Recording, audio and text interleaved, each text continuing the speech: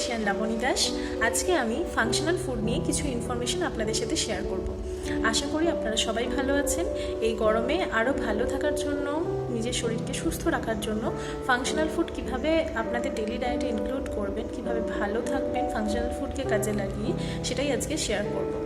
এখন গরমটা অত্যধিক বেড়েছে। এই গরমের হিট ওয়েভ, সানস্ট্রোক এবং হেলথ রিলেটেড বিভিন্ন ইস্যু থেকে ফাংশনাল ফুড আপনাকে বাঁচাতে পারে যদি আপনি সেটাকে সঠিকভাবে ইউজ করতে পারেন। এবার কথা হচ্ছে ফাংশনাল ফুড কী? ফাংশনাল ফুড হলো এমন খাদ্যদ্রব্য যেগুলো নিউট্রিশনাল ভ্যালু থেকে আমরা কিছু এক্সট্রা বেনিফিটস পাই। অর্থাৎ আপনি যদি বিশেষ ফিজিক্যাল কন্ডিশানে এই ফাংশনাল ফুডকে ইউজ করতে পারেন তাহলে আপনি অনেকটাই বেশি হেলথ বেনিফিট পাবেন। এক্সাম্পল দিলে আরও বুঝতে সহজ হবে আপনাদের।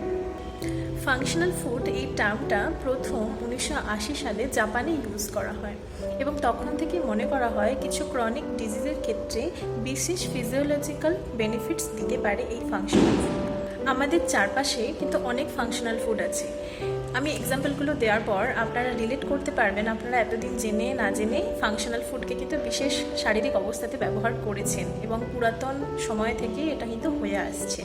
এখন এই টার্মটা ডায়েটের ক্ষেত্রে বা লাইফস্টাইল মডিফিকেশনের ক্ষেত্রে অনেক বেশি দেখা যায়, কারণ এটার গুণাগুণ মানুষ আস্তে আস্তে বুঝতে শিখেছে এবং এই ফাংশনাল ফুডকে কাজে লাগিয়ে যে আরও কীভাবে সুস্থ থাকা যায় সেটাই এখনকার দিনের মানুষ আরও সচেতনভাবে ফলো করছেন।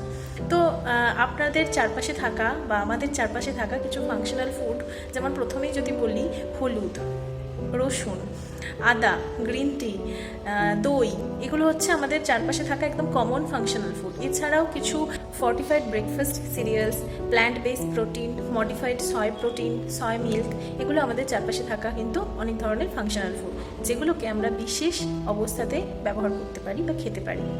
খেয়াল করে দেখবেন আমি যে এক্সাম্পলগুলো দিলাম এর মধ্যে দু ধরনের ফাংশনাল ফুড আছে।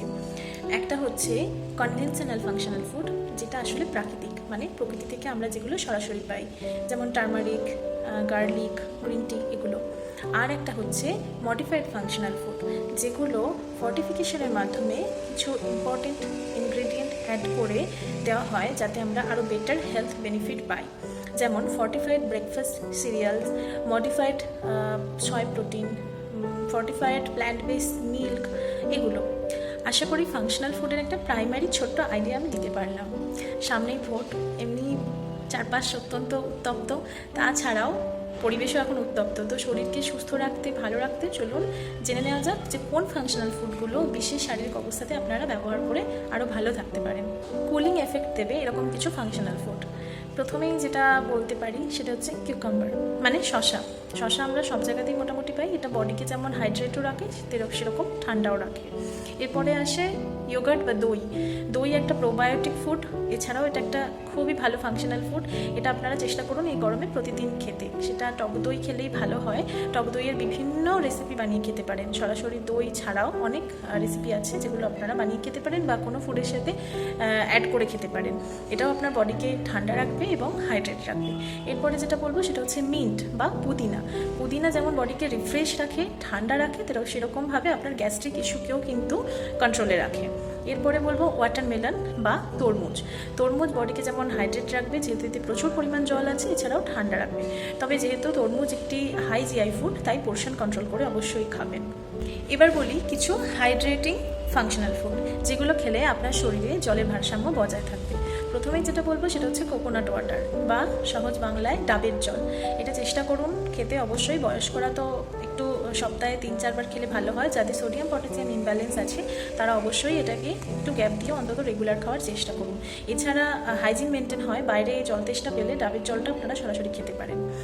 এতে আপনার বডি যেমন ইলেকট্রোলাইটসও পাবে, সেরকম জলের ভারসাম্য বজায় থাকবে। এছাড়া গরমের যে ফলগুলো, যেগুলো সিজনাল সামার ফ্রুটস, সেগুলো আপনারা খেতে পারেন। এর মধ্যে দুটো ফলের নাম আমি আগেই বলে দিয়েছি।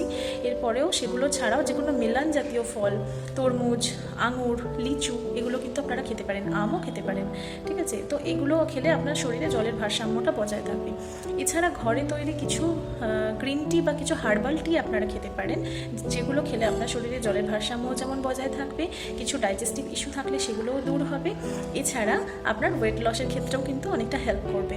তবে চেষ্টা করবেন সরাসরি চা কফি জিনিসটা কম খেতে, এবং এই হার্বাল টিও দিনে 2 থেকে 3 বারের বেশি খাবেন না।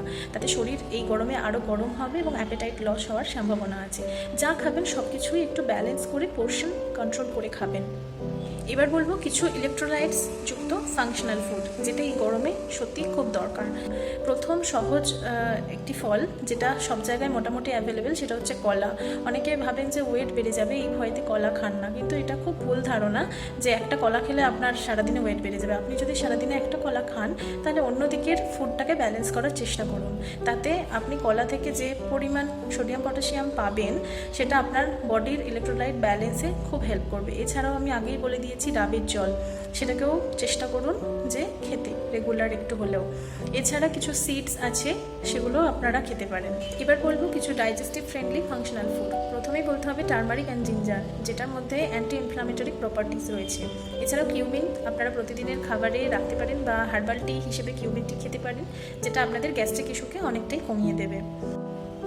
এত ফাংশনাল ফুডের কথা বললাম, কিন্তু এই গরমে কিছু এনার্জি বুস্টিং ফাংশনাল ফুড তো রাখতেই হবে, নইলে এনার্জিটা পাবেন কোথায়? যারা বাইরে কাজে বেরোন, হয়তো অনেক কিছু খাবার নিতে পারেননি, কিন্তু এই ছোটোখাটো এনার্জি বুস্টিং ফাংশনাল ফুডটা আপনারা সাথে রাখতে পারেন। প্রথমেই বলবো নাটস এবং সিডসের কথা। আমরা সকলেই জানি নাটস এবং সিডস খুবই ভালো ফ্যাট পাওয়া যায় এ থেকে। তো আপনারা চেষ্টা করুন নাটসের মধ্যে আমন্ড, কাজু, পেস্তা এগুলোকে রাখতে। এমনকি চীনাবাদামও রাখতে পারেন। আমরা চীনাবাদামের দাম কম বলে অনেক সময় ইগনোর করে যাই যে চীনাবাদাম আবার কী হেল্প করবে, যেগুলোর দাম বেশি সেগুলোই নিশ্চয়ই বেশি আমাদেরকে নিউট্রিশন দেয়, কিন্তু এটা খুব ভুল ধারণা। আপনার চারপাশে থাকা, আপনার লোকালিটিতে থাকা অ্যাভেলেবেল যে কোনো নাটস আপনারা রাখতে পারেন অল্প পরিমাণে, প্রচুর নয়। কোনো কিছু ভালো খাওয়া বা হেলদি খাওয়া মানে কিন্তু প্রচুর পরিমাণে খাওয়া নয়। এছাড়া সিডস রাখতে পারেন, যেমন হেলদি সিডসের মধ্যে pumpkin seeds, flax seeds, chia seeds, এগুলো কিন্তু এখন খুবই ডায়েটে ইনক্লুড করা যেতে পারে এই গরমের সময়টা। খুবই মানে প্রচুর নয়, সেটাও কিন্তু মডারেশন, আপনার রিকোয়ারমেন্ট বুঝে। এছাড়াও রোজকার ডায়েটটাকে একটু চেঞ্জের মাধ্যমে কিছু ফাংশনাল ফুড অ্যাড করতে পারেন, সেটা হচ্ছে হোল গ্রেন। ব্রাউন রাইস কখনো খেতে পারেন, কখনো ওটস খেতে পারেন, ডালিয়া খেতে পারেন, কিনোয়া খেতে পারেন। এগুলোকে ধীরে ধীরে আপনার ডায়েটে একটু হলেও রাখুন, ঘুরিয়ে ফিরিয়ে, একই খাবার না খেয়ে। আশা করছি এই ভিডিওটা আপনাদের কাছে অনেকটাই হেল্পফুল হলো। যদি কোনো প্রশ্ন থাকে আমাকে কমেন্টসে জানাবেন। এছাড়াও অন্য কোনো বিষয় নিয়ে জানার থাকলে আমাকে কমেন্টস করে জানাতে পারেন। এই গরমে ভালো থাকতে গেলে ডায়েট এবং লাইফস্টাইল ফলো করাটা খুবই জরুরি। অবশ্যই সেটা চেষ্টা করুন। প্রচুর জল খান এবং সারাদিনে নিজেকে একটু হলেও কোনো না কোনো অ্যাক্টিভিটিসে ব্যস্ত রাখুন। Please incorporate this functional food into your diet. এটাই বলবো। ভিডিওটা আপনাদের কাজে লাগলে আমি খুব খুশি হব। সকলে ভালো থাকবেন, সুস্থ থাকবেন। দেখা হবে নেক্সট কোনো আবার একটা ভিডিওতে। বাই।